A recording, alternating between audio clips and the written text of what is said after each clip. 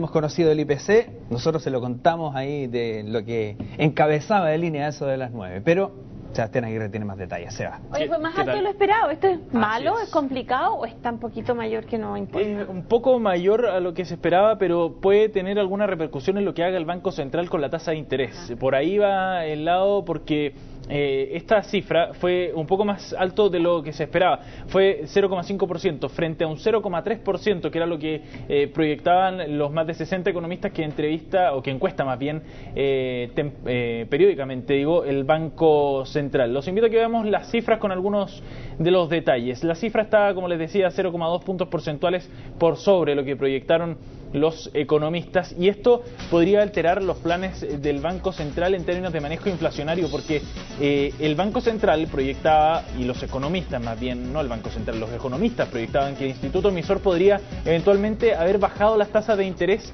a comienzos del próximo año, o a fines de este año, hacia diciembre o enero, con la intención de darle un pequeño impulso a la economía desde el manejo de la política monetaria. Pero ahora se escapa un poco la inflación, porque el Instituto Emisor tiene una meta anual.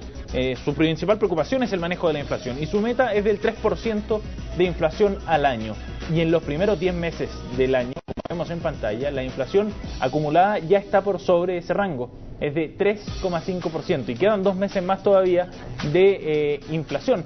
Entonces, o sea, con cifras, digamos, de IPC que seguramente van a elevar un poco más la inflación anual. Entonces, eso podría determinar, como les decía, el manejo que tenga el Banco Central respecto a la tasa de interés. Por ahí pueden haber algunas novedades, considerando que esta cifra fue mayor a la que proyectaba el mercado. Ahora, ¿cuál es el detalle de esta cifra? ¿Cuáles fueron los sectores que influyeron y que determinaron estas escaladas mayores? Ahí ya la estamos viendo en pantalla. Paquetes turísticos subió bastante, 4,1%. Obviamente esto coincide con la temporada en que comienzan a venderse los paquetes turísticos que se ocuparán en el verano. Transporte personal, el transporte también se vio influido por el aumento en el petróleo, que fue importante. Los alimentos también suben, con alzas relevantes para el pan, por ejemplo, que subió bastante. También subieron mucho las manzanas, subieron el zapallo también de forma relevante, la carne también subió, y el ítem de cuidado personal, que eso es bastante más amplio, sube 1,6%.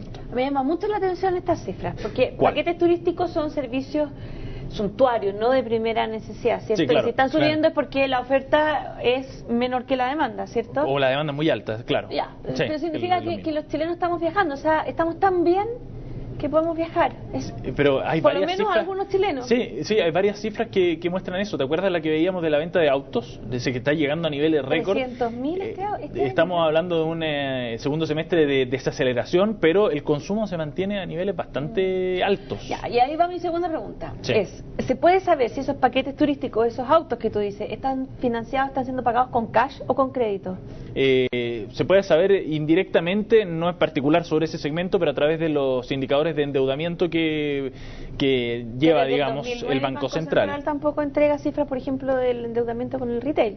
Es que lleva niveles de endeudamiento globales, digamos, no desagregados por sector, pero el endeudamiento en todo caso ha ido subiendo en Chile. Lo digo porque en las revistas, en el diario y en todos lados, las ofertas de créditos para comprar paquetes turísticos son enormes. Sí, entonces, pero la publicidad es bastante alta, igual que en el tema de los autos, por ejemplo. Yo tengo la sensación de que somos adictos a sobreendeudarnos, y que pese a todas las señales que te puedan mostrar, de mostrar un cierto resguardo, estar cuidadosos ante ciertas inestabilidades que se pueden vivir. Pasó en la crisis económica en 2008. Tampoco había, un ánimo de resguardarse mucho, de retener tanto la plata. También había un sobreendeudamiento, y es peligrosísimo. Es peligroso en términos sistémicos, no solo para cada uno, digamos, en los hogares, sino que en términos del sistema financiero en general es súper peligroso. Es cosa de lo que estaba sucediendo en España, ya lo comentaba hace un minuto Daniel de Forex.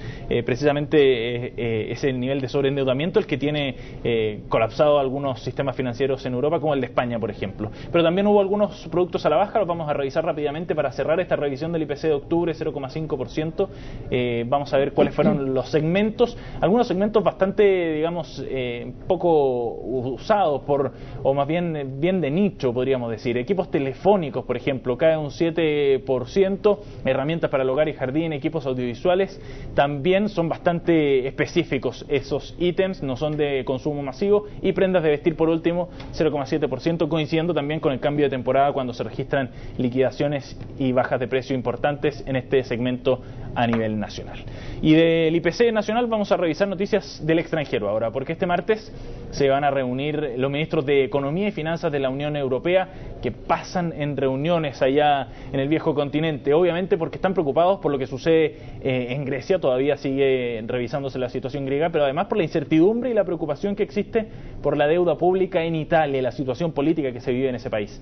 La cita de los secretarios de Estado será en Bruselas, donde van a delinear además algunas reformas que pueden ser bien importantes. Los criterios para un nuevo plan que busca ajustar los equilibrios macroeconómicos en el viejo continente. Las propuestas son bastante novedosas e incluyen multas cuando el desempleo sea excesivo.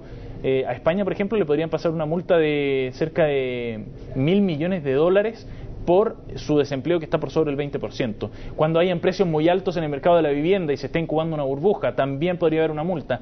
Cuando se superen los límites de déficit o la deuda nacional, también pueden haber multas importantes que pueden bordear el 0,1-0,2% del Producto Interno Bruto de un país, o sea, 1.000 a 2.000 millones de dólares o de euros, dependiendo de cada uno de los países. Estas medidas surgieron a partir de las discusiones que se registraron en la cumbre de la Unión Europea del 27 de octubre pasado, con la intención de dar una estabilidad a la economía europea. Además, se va a definir el detalle de la recapitalización de la banca en el viejo continente y analizarán la propuesta de imponer un impuesto a las transacciones financieras.